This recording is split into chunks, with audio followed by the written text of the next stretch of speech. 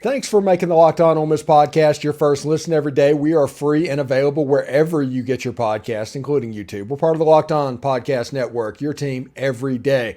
Hello, everyone. I'm Stephen Willis from the Locked On Ole Miss podcast, and I'm joined by Brian Smith. And I do want to let you know before we get started that Brian Smith's appearance is always brought to you by LinkedIn Jobs.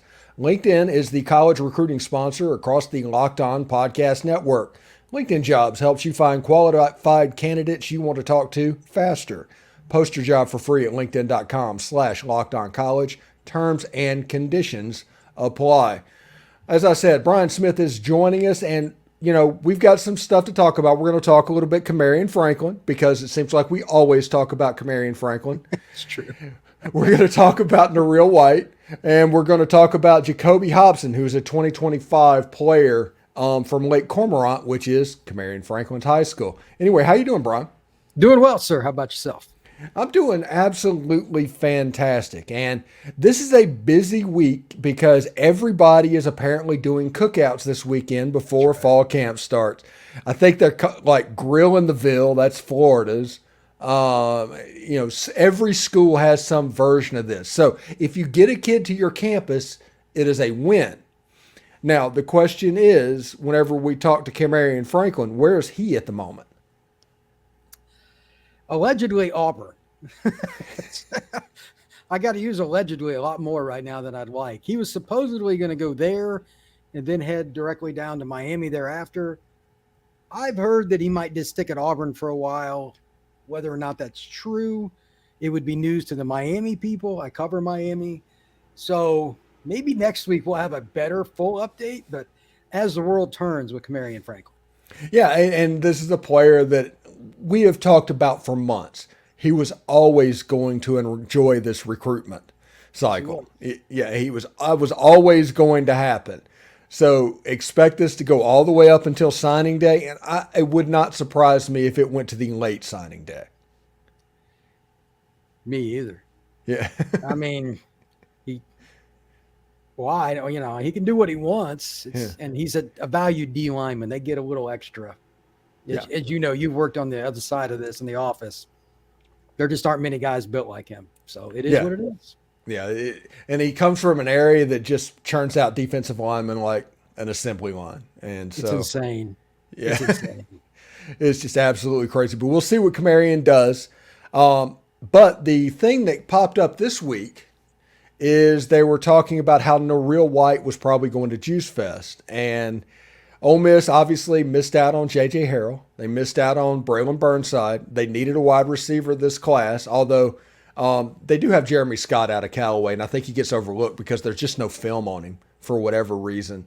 But Noreel White was already out there. He was always out there, and he's been a rumored flip candidate for months. He's currently an Arkansas commitment. Now, if he goes to Juice Fest, whenever his name going to Juice Fest got publicly out there, let's say on Wednesday, that got out. Every Arkansas coach has been in his ear about trying to prevent him from going to Juice Fest because the Arkansas coaches know what this means. The Ole Miss coaches know what this means. If Ole Miss can get him to campus, Ole Miss has a legit chance to land this wide receiver. He's a Mississippi kid. He went to the Oxford Elite 11 thing. He is familiar with the area, and he is wanted. Arkansas knows that. Ole Miss knows that. So all Arkansas can do is keep them away as much as possible. Are they really going to be able to do that all the way through signing day, though? Yeah. If the kid wants to visit, I don't care what school or state it is. In today's era, that usually backfires, in my experience. If he's going to flip, you're better to know in July to early September than you are like November, December. At least you'd have a chance to fix it, if you will, and get somebody else. But yeah, trying to deny a kid to go somewhere, if that's what they do, I would not advise it. Yeah, and it's a situation that's a brave thing that like I said, putting that information out, because I have to imagine if I'm Lane Kiffin, I want this news to get out Friday morning while he's on the road to Oxford, so nothing has a chance to hit and build up. But if he makes it from Wednesday until Juice Fest and shows up on campus, I think that's a pretty big sign. Yeah, I mean, you got to get a kid on campus to have a shot. That gets you in the game. And that would also set you up for further opportunities to advance his recruitment, like coming back for a home game, whatever it might be. He may not commit if he heads to Oxford, but as you pointed out, and correctly so, it gives them a legit chance. This is the first step of many that you need if you're going to flip a kid, but it is a Mississippi kid. I mean, it's further to Arkansas than it is to Ole Miss. You know what I mean? It's closer to home, it's State U, all those things. But you and I also talk about he's a kid from down on the coast. They don't look at Ole Miss the same because it's so freaking far away. This state is humongous we're talking about. So they don't have quite the same pull maybe, but it's an area that Ole Miss needs to win more battles, and this would be a really good way to start that trend. Yeah, and especially with the wide receiver position. And we talked about, defensive line class, and I'm just going to change subjects here a little bit. The Ole Miss defensive line class that they've put together is quietly, that's a solid class. Oh, yeah, they got some big boys too. If you're not getting those kids, are you ever going to beat the teams that matter? I mean, probably not. So that is without question. They still need to be developed. That never changes. But you have to get in the game in that regard by getting the players. Size, in particular, in the SEC West has always mattered more than any other place in the country. Of course, Mississippi has a lot of really good big D linemen. They capitalized this year, and good for them. Mississippi State did too. But Ole Miss and Lane Kiffin, they know they can score. They got to start stopping some people, and that begins at the line of scrimmage.